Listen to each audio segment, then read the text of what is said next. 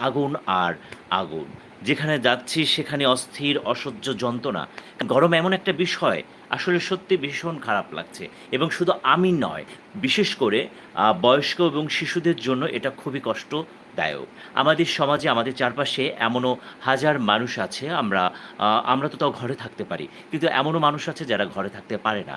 যাদের প্রতিনিয়তই রৌদ্র এবং গরমের সাথে যুদ্ধ করে যাদের জীবনযাত্রা চলছে। আ তাই যাই হোক আমি একটি হিট স্ট্রোক সম্বন্ধে আমি কিছু কথা বলব। যদিও আমার কথার মাঝে কোনো ভুল হয় সেটা ক্ষমা সুন্দর দৃষ্টিতে দেখবেন। প্রচণ্ড গরমে কিন্তু বর্তমান মানুষ হিট স্ট্রোক করছে। আর এই যে হিট স্ট্রোকটা করছে আমরা কি করে বুঝবো? বিশেষ করে আমরা যতটুকু যা বুঝতে পেরেছি সেটা হচ্ছে যে জানতে পেরেছি যে হিট স্ট্রোক করার আগে আপনাকে শরীরের তাপমাত্রা বৃদ্ধি হয়ে যায়। এজন্য মানুষের শরীরে ঝিমঝিম থাকে, বমি, বমি ভাব থাকে এবং সে অজ্ঞান পর্যন্ত হয়ে যেতে পারে এবং তার মাথা ঘোরাবে। এমন অবস্থায় যদি আপনি দেখেন যে আপনি নিজে কিংবা আপনার আশেপাশে আ এমন ধরনের কাউকে দেখেন, তাহলে আর দেরি না করে আপনি ১ম এ তাকে আ আ মাথায় মানে একটু ছায়া জায়গায় নিয়ে মাথায় পানি ঢালতে হবে। প্রচুর ঠান্ডা পানি দিতে হবে মাথায়। যদি তাতেও যদি আ না হয়, যদি ভালোর দিকে না হয়, তাহলে অবশ্যই দেরি না করে তাকে স্বাস্থ্যকেন্দ্র বা হসপিটালে নিয়ে যেতে হবে। কারণ আ আমরা দেখছি যে হিট স্ট্রোকে মানুষ মারা পর্যন্ত যেতে পারে।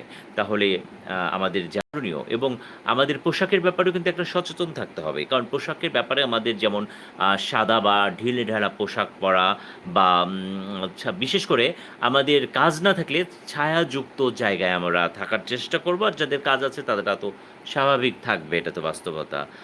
মানতে হবে কারণ জীবিকার জন্য তো মানুষের অনেক পরিশ্রম করছে। বিশেষ করে যারা রৌদ্রে এমনও মানুষ আছে আমাদের চারপাশে যারা রৌদ্রে তাদেরকে কাজ করতে হয়।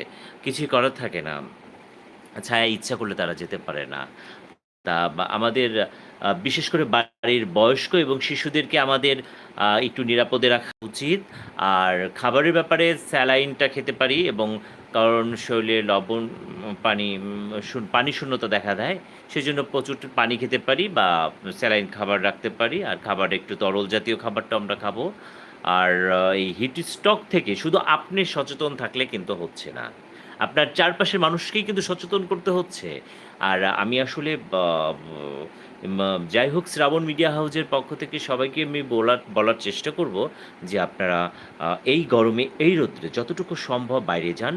আর যদি প্রয়োজন না থাকে তাহলে বাইরে না গিয়ে যতটুকু সম্ভব ছায়াযুক্ত বা রৌদ্র থেকে একটু দূরে থাকার চেষ্টা করেন। কারণ জীবন সবার উপরে। আর এই জীবনকে ভালোবাসতে গেলে অবশ্যই আমাদের অনেক কিছু নিষেধাজ্ঞা বা অনেক কিছু নিয়ম শৃঙ্খলার মধ্যেই কিন্তু আমাদেরকে থাকতে হবে। তাহলেই আমরা এই হিট স্ট্রোক থেকে আমরা ম মা বাঁচতে পারবো।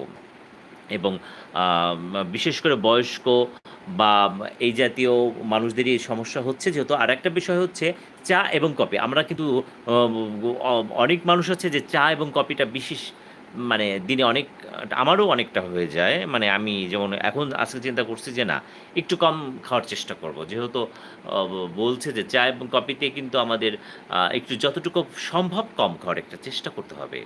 তাহলে আপনি সবারই ভালো থাকেন। আর এই প্রচণ্ড গরম বৃষ্টি হবে, সৃষ্টিকর্তার সহায় থাকলে অবশ্যই বৃষ্টি হবে, আবার প্রকৃতি ঠান্ডা হবে। কিন্তু এই কয়েকদিন যখন গরমটা বেশি পড়বে অবশ্যই বাড়ি থাকার চেষ্টা করেন। সকলে ভালো থাকবেন, সুস্থ থাকবেন।